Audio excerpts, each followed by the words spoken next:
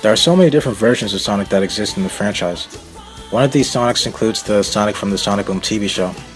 This series lasted from 2014 to 2016, and it aired on Cartoon Network and Boomerang. It's actually the longest Sonic show ever, with 104 episodes. Most people recognize the show for its witty humor and new take on the personalities of Sonic characters. I'm sure that many wouldn't consider him as one of the most powerful renditions of Sonic to date. I mean, the plot barely takes place outside the island that they live in, and they barely fight anyone other than Dr. Eggman, who's also a cheeseball. We've also seen some crazy feats happen with the other renditions of Sonic. For instance, taking down a city-destroying monster in the games, running around the planet several times in the Adventures of Sonic the Hedgehog show, and destroying superpowered mechs in an instant in Sonic X. But I'm here to tell you that Boom Sonic has the potential to not only be the most powerful Sonic, but the most powerful character in the Sonic franchise.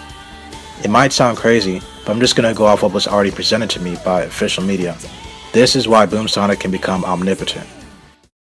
Before we start, it would be a good idea to define what omnipotent means.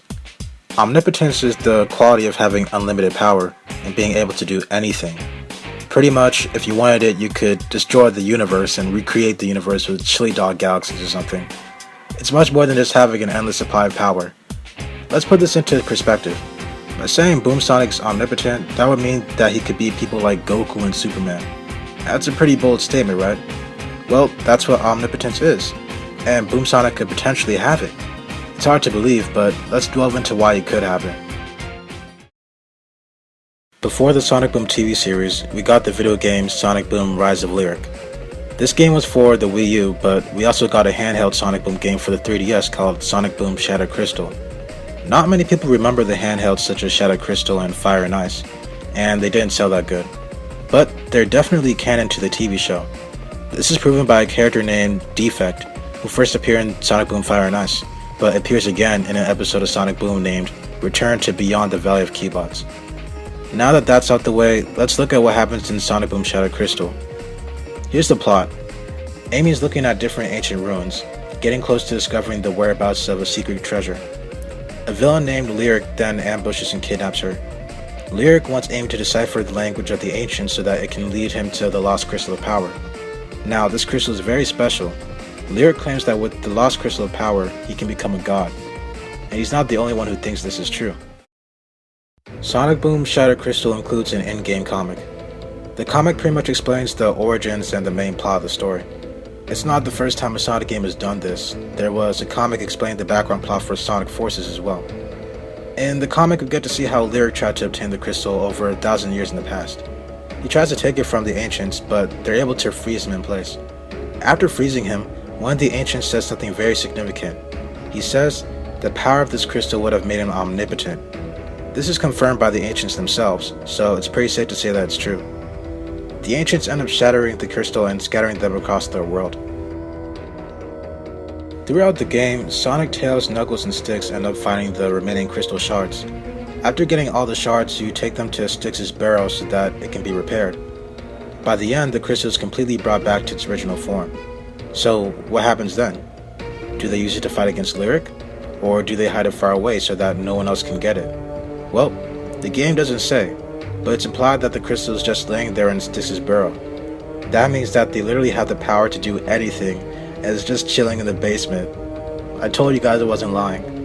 Now, obviously this doesn't mean Boom Sonic can just activate its power at his will. But it's not like he doesn't know how powerful the crystal really is. Lyric said to the Sonic crew that this crystal was powerful enough to make him a god, so they should have a good idea that it's pretty powerful. Therefore, assuming Sonic or any other characters know how to harness it, they can have access to power that can allow them to do anything they want, and that's pretty nuts if you ask me. So, would that make Boom Sonic the most powerful Sonic character? Funny enough, there are other versions of Sonic who not only have similar statements of omnipotence, they've proven to have unlimited power. This may all sound insane to you guys, but I'm not gonna hold back. One of these characters includes Game Sonic himself when he turns Super. If you haven't been living under a rock, you would know that Super Sonic has unlimited power through the Chaos Emeralds. Technically speaking, that also means he's omnipotent since one of the definitions includes unlimited power, but obviously it's only referring to Super Sonic having a limitless source of power and not just the ability to do anything. However, in the official guide for Sonic Chronicles The Dark Brotherhood, it says that Super Sonic is close to omnipotence. It could be hyperbole though, but hey, it said what it said. Let's also take a look at the Archie Sonic comics. Enerjack is a being that is stated to be able to do anything that he thinks of. That's a pretty close definition of omnipotent if you ask me, and Supersonic was matching him in power. Plus, Archie Supersonic was able to use Chaos Control to warp the multiverse to be however he wished it to be. All he had to do was wish for the world to be back to normal, and with a small orb of chaos energy, it would have been granted. Unfortunately, Eggman distracted him, causing him to make the multiverse collapse in on itself and create an entirely different reality. So there are definitely some powerhouses in the Sonic franchise, and they should not be underestimated. With the Lost Crystal of Power, Boom Sonic could be up there with Archie Sonic, but he probably doesn't know how to use it. He could have gotten a chance to learn of its power, but with the Sonic Boom TV show recently confirmed to be cancelled, I doubt he'll ever get the chance to. If this is your first time hearing about how powerful these Sonic characters really are, I encourage you to stay tuned for more videos depicting their true power.